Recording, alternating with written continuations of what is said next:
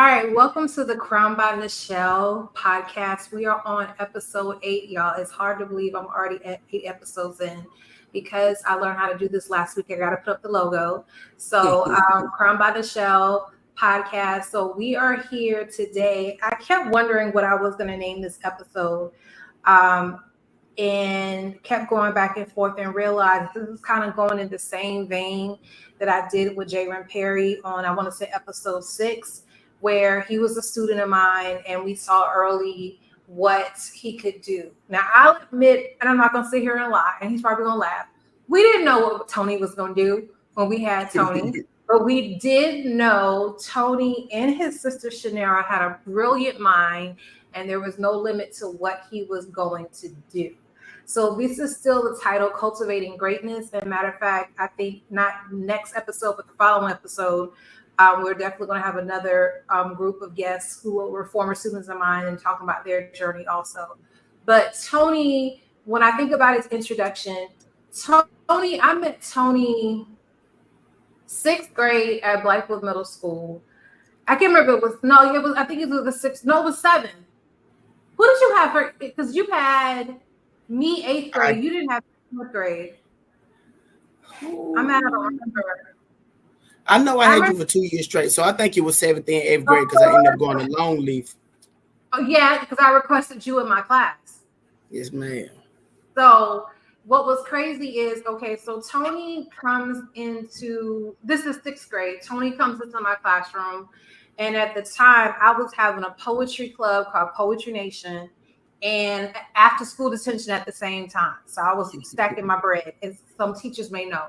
So I'm thinking Toney coming in there for after school detention because Toney was known to run his mouth. So I remember going off on him, and his sister Shanera was like, Toney's here for Poetry Nation. I was like, oh, my bad. So he moved to that side of the room. And matter of fact, when I think about it, Poetry Nation only existed because of Toney, Shanera, I want to say Lania, and oh my gosh, it was somebody else, but I can't remember. Really light-skinned dude. Was it Mike? Micus. Yes. Micus was the only one who had a ride. The rest of them lived in Winslow. So I would drive from Blythewood to Winslow to drop everybody off. And somebody who I'm not going to call any names, but he's on this podcast, was infamous for slamming my door. I never understood and thought it was funny. But one thing about Toney is he's very brilliant. He can pop off at the mouth. He's not being disrespectful, but he literally says what you're thinking, but you're not supposed to say at that moment. But the moment that really that transcended everything, when I transitioned, well, this is one of the moments. We had to transition from Blythewood to either Muller Road or Longleaf because our school was downsizing. So I opted to go to Longleaf, and then my principal said, do you have any requests? I said, well, if you're going to have me teach in 8th grade, I need these kids to be in my class. And Toney was one of those kids that had to be in my class. Then his senior year, he comes to me. I can't remember if that was the day you graduated or the day after graduation. He comes to me and to Ms. Boyd and was like, I just want to let y'all know that I'm going to Newberry College where I am going to study education. And I was just like, I remember almost falling over. Like I had to sit down and I was teary-eyed because it was like, oh my gosh, like, yes. So anything else you want to add to your introduction, Toney? Honestly, nah, that's it. That's cool. That's fine with me. So Toney is it pre-K? I'm in kindergarten now.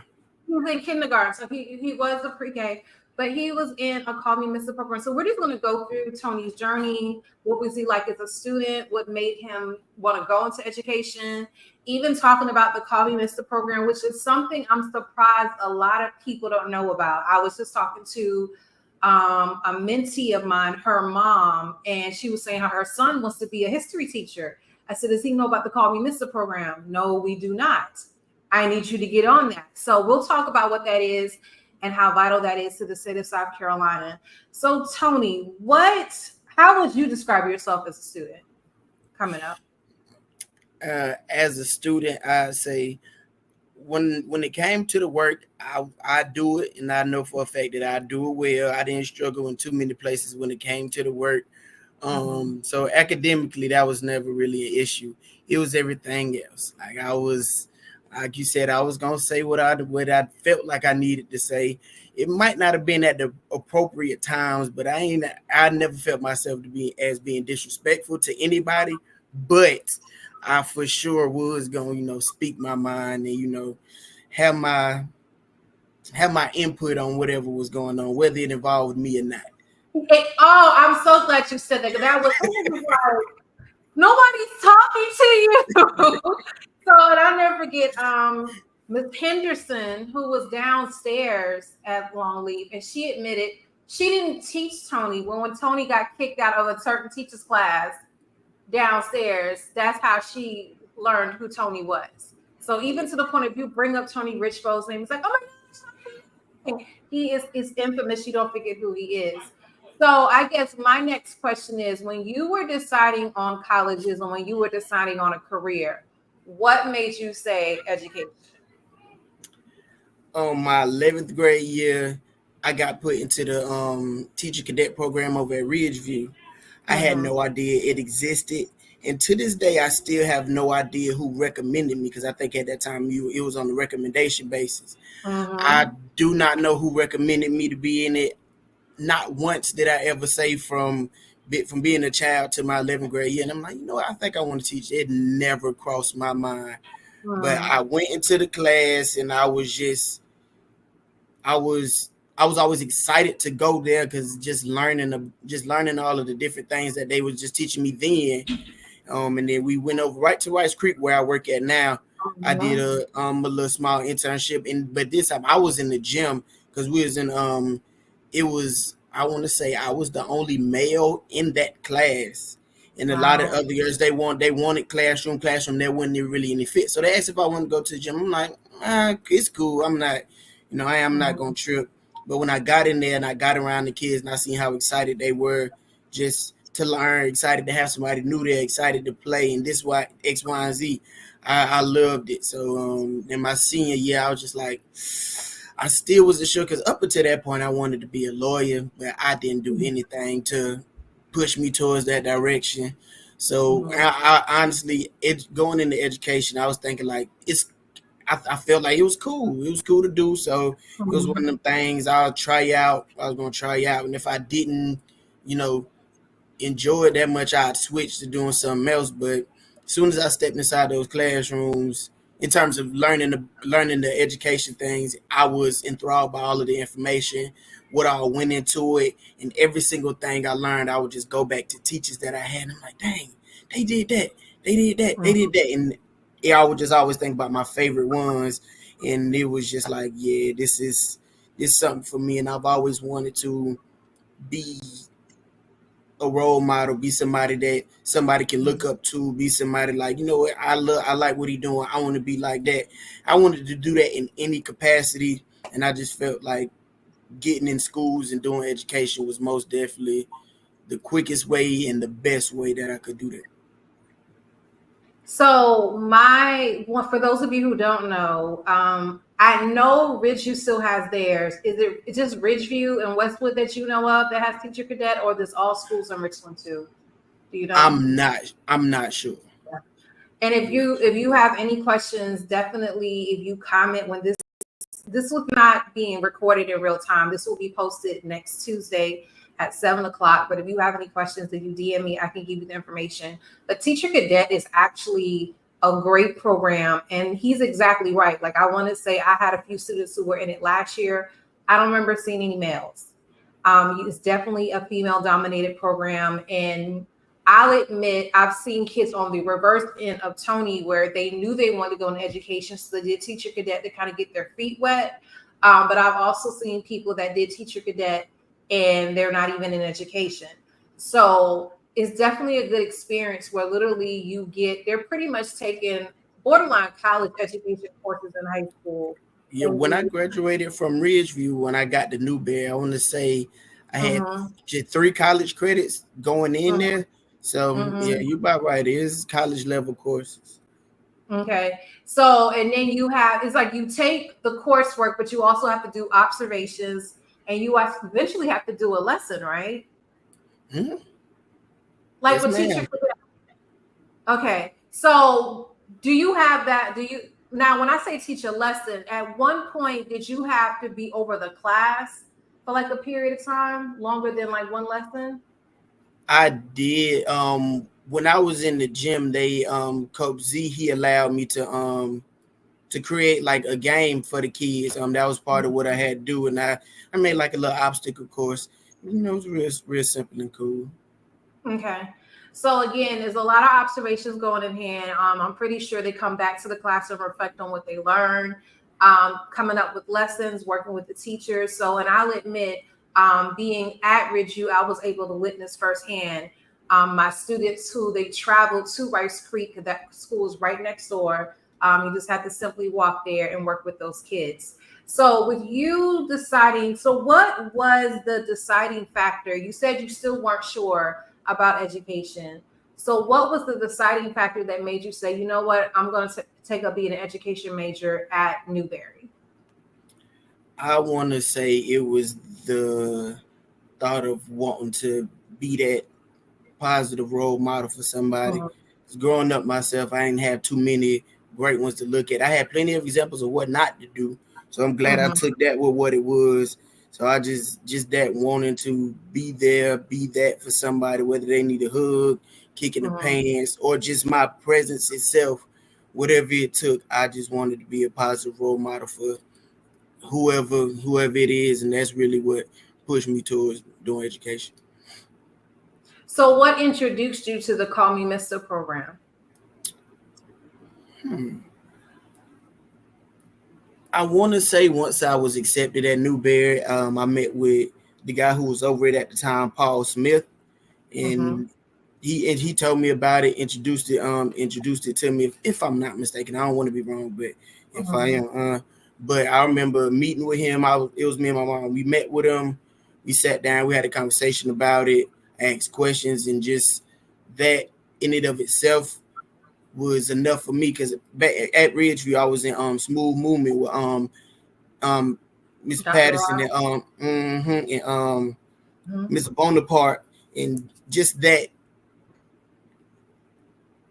bond with black males trying to shine positive light, and also then in being an educator, which throughout all my years I had one black male teacher. That was it. And so that there was enough for me to like know that this most definitely can help, and this is a great organization to be a part of. So can you tell them a little bit about the Call Me Mister program? Yeah, absolutely. The Mister in it is it's an acronym. It stands for Mentors, Instructed Students Towards Effective Role Models. And the entire goal of Call Me Mister, I would say, is to further push black males getting into education and giving them the support, whether it be monetarily. I know there are some schools where it's full ride. If I'm not, it started at Clemson. I believe Clemson most definitely is one of the schools where you and Call Me Mister, you get a full ride straight through. Whether it be monetarily, whether it be just support in terms of dealing with school, dealing with life. I can say there are a couple of guys who are my age and some of the older misters who I still stay in contact with from here and there. It's a brotherhood. It's a thing where it's like everybody has a common goal. Everybody has that same streamline of thought of an educator. So it most definitely helps with that bond, and it helps with that with personal and professional growth as well. And you told me something I did not know. I just assumed that every school was a full ride. So you're saying the program varies by the per school, like whether they'll give a full ride for Yes, education. when I did it, yes, it varied, and I maybe more schools have adopted the full ride, but I do know when I was in for sure that Clemson, you'd get a full ride. But Newberry helped me out a lot. I got a book stipend, and they also put money in there for financial aid as well. Okay. All right. So again, Now, one thing I did notice over time, because they used to post it on Twitter or X all the time, is how y'all would come in for different visits. And I guess prior to getting hired at the district, kind of like speaking, because I've seen you sometimes, it was Dr. Baron Davis at the time, would bring y'all in, like, I don't want to say like a panel or something like that. I might be wrong, at the district office. But I definitely know several people that have been in this program and been successful, and then have gone on to teach. Now, I'll admit I've seen the opposite side, where I'm thinking about one in particular who he did not stay in he didn't teach at all. He decided to get his CDL, which I'm not mad at that, because at the end of the day, some people think teaching is for them and it's not. Yes. And you have to make sure that you are dedicated for the profession. Toney, I've just looked up on the internet and it just said, well, AI kind of told me 1.1% of teachers are Black males. So what do you think needs to be done? Like, you admitted you don't remember who recommended you for the teacher cadet program. What do you think could be done, or how early also should it be done to encourage more Black males to go into the classroom? Oh, that's a good question. Off the top of my head, I'd say that letting them know that the profession itself is genuinely rewarding. Because a lot of the guys I talk to, they want to be like I was speaking on, wanting to be a positive role model, wanting to reach, wanting to just be a help. And I would say letting them know that is most definitely, in my eyes, that's the number one job when it comes to teaching. Like, if you are a teacher, yeah, you're gonna get in there, you're gonna teach, you're gonna do the content, you're gonna have the knowledge, you're gonna push the instruction, but outside of that, everything else is an encompassing job of being a positive role model, shining light on others, helping out, being the helping hand. Also, I say another thing that could help is getting talked about more, because I feel like letting people know 1.1%, that is small. That's small, and the impact that just having a Black male in a school building is enormous, enormous. And let alone, being in the classroom, the kids seeing you every single day, the parents seeing you every day, admin. And it's what I would say, it's one of those jobs where, like you said, you gotta love it.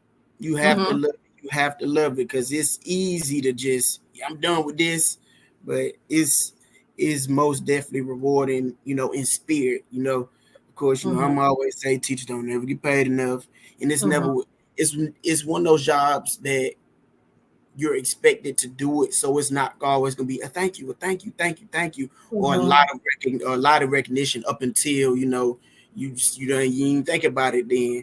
But it's most definitely it's one of those jobs that you have to love.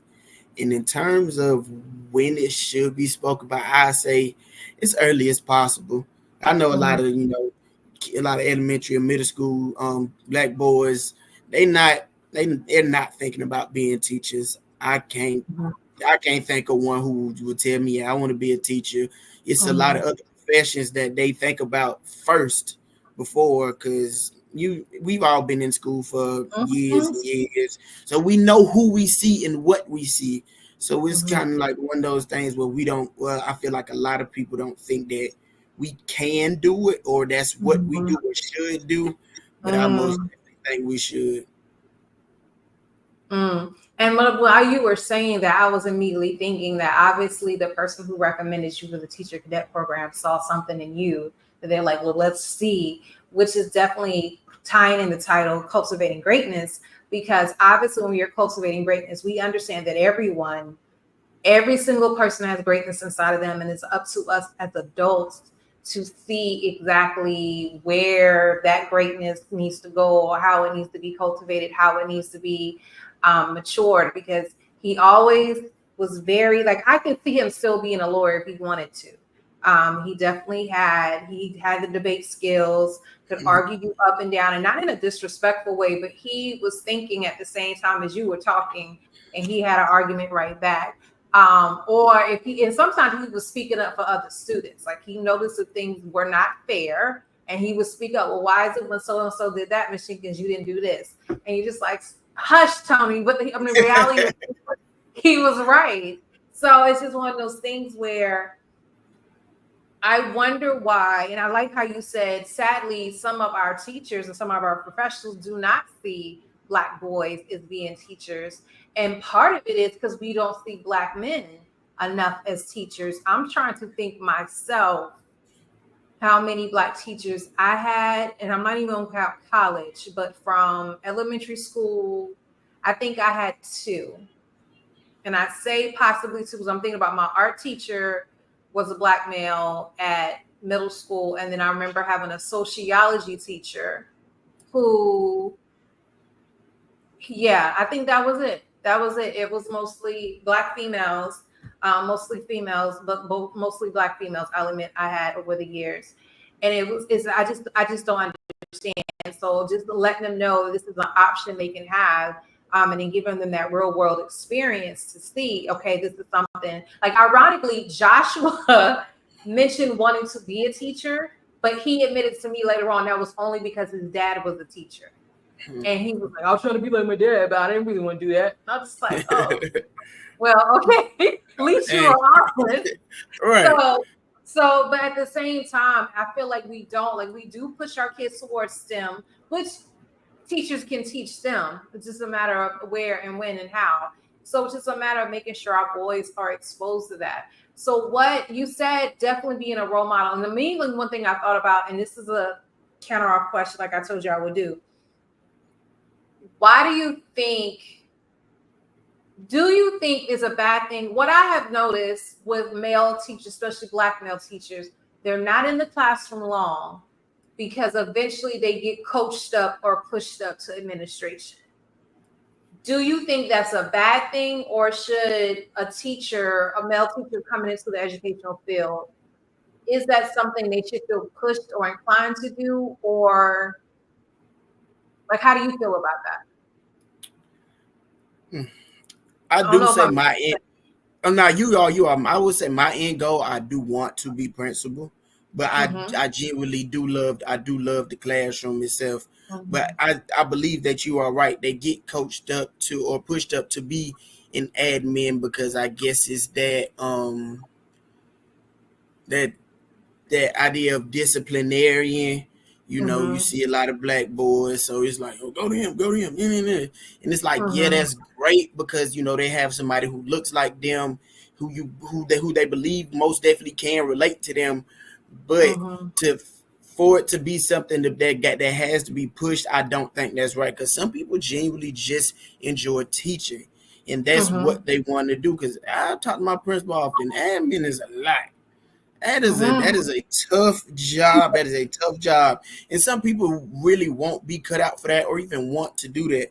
So I absolutely get what you're saying, but I know myself, I don't believe that's something they should be, always pushed towards doing because, I mean, yeah, you'll see the kids every day, but it's something about having that 18, 19, 20 kids you got or 20 plus, building relationships with them, getting to know them, getting to understand them, which makes a bigger impact in my eyes than just playing the disciplinarian role, which is don't get me started on that there. Yeah. So and I do agree, but sadly they're quick to approach Black men to be disciplinarians versus being nurturers. So there's one guy that I follow on social media. And if I can get him on this podcast, I'll be dope too. But he's actually the first elected school teacher who's on the school board for Atlanta, which is unheard of because most times they won't let you be on the school board if you're currently a teacher. So he was elected either last year or 2 years. So he constantly posts stuff and like he has this thing where if you need a hug, like he was just sitting in the middle hallway hugging kids and whatnot.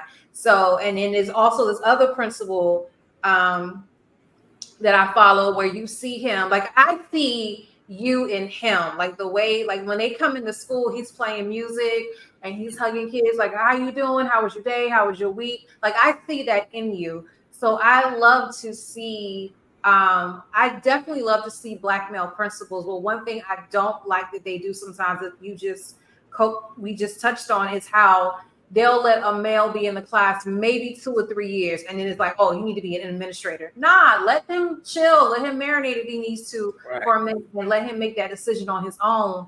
I'm thinking about one principal now. Mr. Adams is at not Rice Creek. He's at I forgot my child's school. North Springs. North Springs. He's at North Springs. He actually took over after Dr. H left. But Mr. Adams was, I remember, a teacher at Lonnie B for the longest. And then eventually he moved up to admin and did that for a while. And they gave him a school. And I might bring him on too. But it's just one of those things where I do want to iterate from an educator's perspective. I don't think y'all understand the importance of black males. And we don't need just black males as coaches. That's another thing that I won't even touch on that I really want to hit on right now. Because I'll admit, most of the black males, when I was at Ridgeview, they were coaches. They weren't teachers. They might have been hall monitors or hall aides or whatever, but the majority of them were not teachers. And it's like, we need more of them in the classroom to spark those minds, to push them in another direction. I'm not saying a black teacher doesn't love harder than a white teacher, but it's just something about representation. Something that looks like you in the classroom. Like Toney, you said you might have had one or have none. He was elementary school at Killian, Mr. Alexander, science and math. I remember specifically. Other than that, that's Gene. That's it. Yeah. So and I remember, yeah. So it's crazy to me, and then I just really hope y'all seeing Toney on this will encourage y'all to think about. Like, I would be surprised and put a survey out there and ask our moms and our dads, did you even ask your child about education, or did you automatically assume engineer, doctor, lawyer, or even a professional athlete? So bringing up education as the forefront will be great if we start having those conversations, but also teachers doing like Toney's teacher did, which he still doesn't know which one, which I would love to know which one, because I don't know if it's the same teacher. It's a male there now. Was it a male teacher when you were there in Teacher Cadet at Ridgeview? Yeah, Mr. Tenney. Yes. I absolutely love that man with all my heart. That is a great man. Yeah, I've heard good things, and I only work with him because I had some of the kids that he had, so we had to talk every now and again. But again, just having that real life conversation with our kids. So, what for people who are contemplating education or have never contemplated education, even though I think you already touched, and I just want to touch back on that. What would you encourage them if they're thinking about being a teacher? Honestly, I say give it a shot, because in terms of, the college route, because I was saying I wasn't 100% sure until I got into it, and then the knowledge of it just pulled me in. But then once I got to stepping inside the classroom, it swept me off my feet, honestly. So I say, if you thinking about it, give it a shot. It will not hurt. You will only just gain better experience, better knowledge, better understanding for actually genuinely life. Because like I said, we've all done school, so being able to go back in your mind and kind of see what other teachers are doing, understand, realize the type of things that they had going on. Because being a kid, you're not thinking about what your teacher got going on. You're thinking about what's happening right there. So being in college, being in the Call Me Mr. program, and seeing the people who wanted to be teachers or were teachers, they not the straight-laced people that when you think about it, when you in elementary or middle school thinking your teachers are. It's some of everybody. It is some of everybody. And I say it's fun. And once you start it, and if you have that itch or that knack, and you feel you just got that itch to want to do it, go ahead and take it in stride, because at the end of the day, it'll make you a better person genuinely. So again, I hopefully encourage that you have these conversations and think about it. Like, it's a blessing to my soul when that young lady told me that her son, a child I mentored, when her brother wanted to go, he said he wanted to be a history teacher. And I was just like, that just melts my soul, because it's very rare that you hear a male on top of a black male saying they genuinely want to be a teacher. So this is something where you see the knack, you see the way they interact with kids. Some of us, it may be as early as, I'll admit, what made me think that Joshua wanted to be a teacher was his volunteering at our church, was at our children's ministry. And the way he bonded with those kids, I thought that could be possible. But as he got older, he realized more and more he wanted to be an engineer. For all I know, he could still do something with kids. I don't know. But just giving them those opportunities, I know for me personally, I did not want to be an educator. My mother was an educator, and I was against it because I knew what I wanted to do. But then, as I worked more and more with kids, I used to volunteer at my church through the Vacation Bible School, the summer programs. I used to volunteer with Boys and Girls Club at Winthrop University, at the Boys and Girls Club Center around the corner in Rock Hill. And from there, it was like I could not ignore this love of working with children. I do believe it's work. I do believe it can be stressful. I do believe we do have one of the most unappreciative jobs ever. But it's not the kids. That's what I'm realizing. It's not the kids. The kids love us to pieces. It's the adults and legislation and sometimes admin. So, and I guess that will bring me to another question for you. What keeps you going? The kids. Genuinely, the kids. Outside of that, if it wasn't for the kids, I would not be doing it. It's not the pay. It's not the work itself. It's not all the meetings. It's not all the extra knowledge that they spill on you after years and years and years of the same stuff sometimes. It's the kids. It's their love for wanting to be in school. It's the needs that they have that if I can provide them, I'll provide it 115%. Since I did pre-K last year and then now I'm in kindergarten and seeing the ones that I had last year, now it's really no other feeling like it, because you literally get to watch them grow up. You get to see them grow. You get to see them from when you first had them. You like, ooh, I just wrinkle your shirt up if I could. To, man, I love you, and I want to see you do the best that you can, and seeing them do the best that they can, and growing, and the things that you're saying to them or the things that you're trying to teach them, it's not gonna stick 2 days after. It's not gonna stick 3 months after. It's gonna hit them somewhere, and when you will never know. But seeing that it does, it's just, honestly, I cannot explain it. It's just an amazing feeling. Okay, so then I wonder too, with you, because you mentioned you have some of the same kids you had last year. Do you recommend looping? Because not every teacher loops.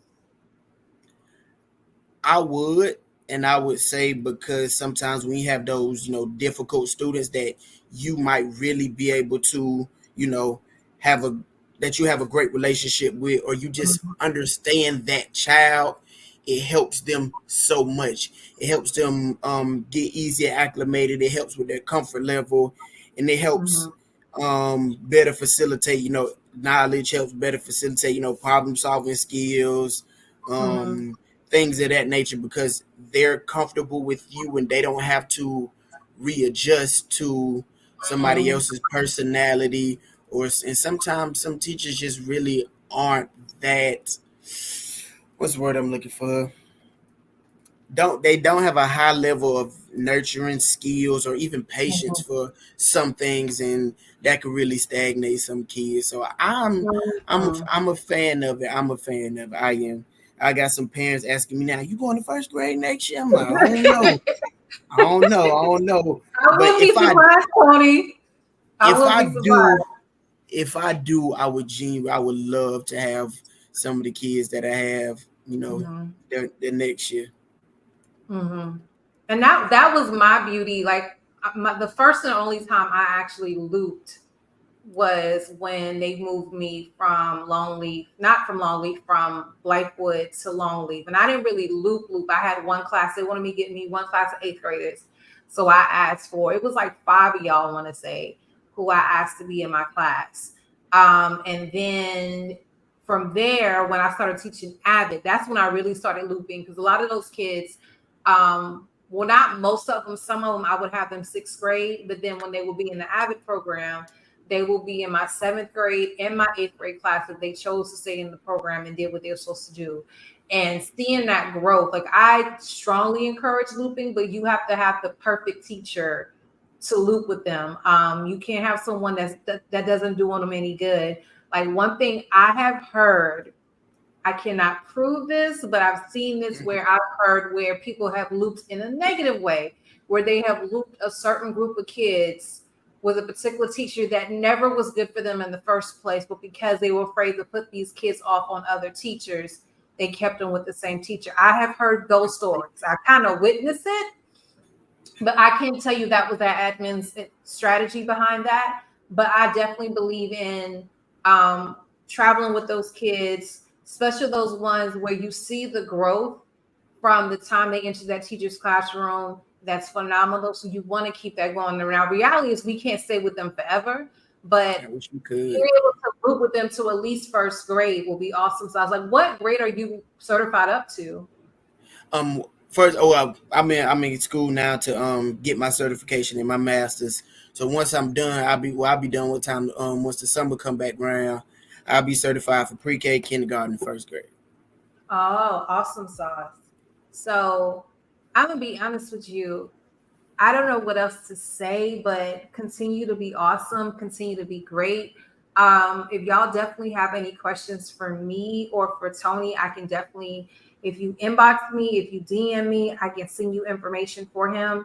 By the time this airs, which will be next Tuesday at 7 o'clock, I moved my time up. Initially, it was at 8 o'clock. Then I realized if I go on Thursdays, I'm running into Thursday night football. And anybody knows anything about me, that is not what I do. So I decided to move the time up. The times will now be airing. It will definitely air on YouTube and Facebook. Instagram, we're still figuring things out, where you will see this podcast. So if I'm not mistaken, that will be on the 22nd, which means early voting has started.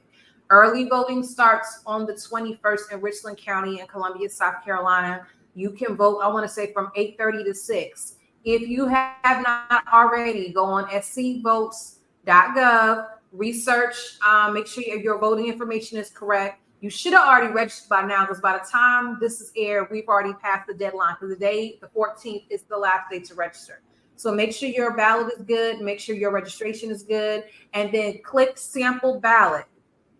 You're able to see who is running. Like right now, I realize walking through my neighborhood, I need to research all these people running for our school board. So I don't know if that's the case for your county, but I know Richland School District 2, we have several people running for school board. And I don't think we understand, a school board is just like the Congress and the Senate to the president. The superintendent can't really make as many decisions if the school board is not on hand to help make those decisions go through. And that's the same thing with the president. So as a result, please make sure you go on these people's websites, ask people about these people. I know at some point, I don't know the date, but I know Richland 2 was infamous for having a board for you to come in and meet them, and they introduce themselves and their policies and their vision for the district. But please make sure you go in and vote. This episode again will air on the 22nd. Then on the 24th, I will be meeting with another young lady who was a former classroom teacher, but she is now an actress doing the doggone thing. She has been on, I think it's called BMF. Am I saying that right, Toney? I don't know. I know it's on Stars. You heard of that show? You probably right. I ain't too big on TikTok. Okay. I have. So all I know is a famous show on Stars that a famous rapper. He's one of the. It's not 50 Cent show. I want to say it's another guy's show, but they became this black mob family. She was on that show. She was on Swagger. She was on All American. She's been on many movies. If you look her up, Arisha Connor, she has a lot of credits. And then following her episode on the 29th, I am sitting down with Dominique Lemon and Terrell Vaughn, who were former students of mine, who they were both athletes, but they were also stellar students who put in the work. They're very successful in different professions. So I'm going to talk about cultivating greatness with them. So I greatly appreciate you tuning in with me. Toney, don't log off. I'm about to cut the recording off, but I need y'all to tune in next time. Share with your friends. Thank y'all for tuning in and journeying with me. Continue to have a good one. Thank you.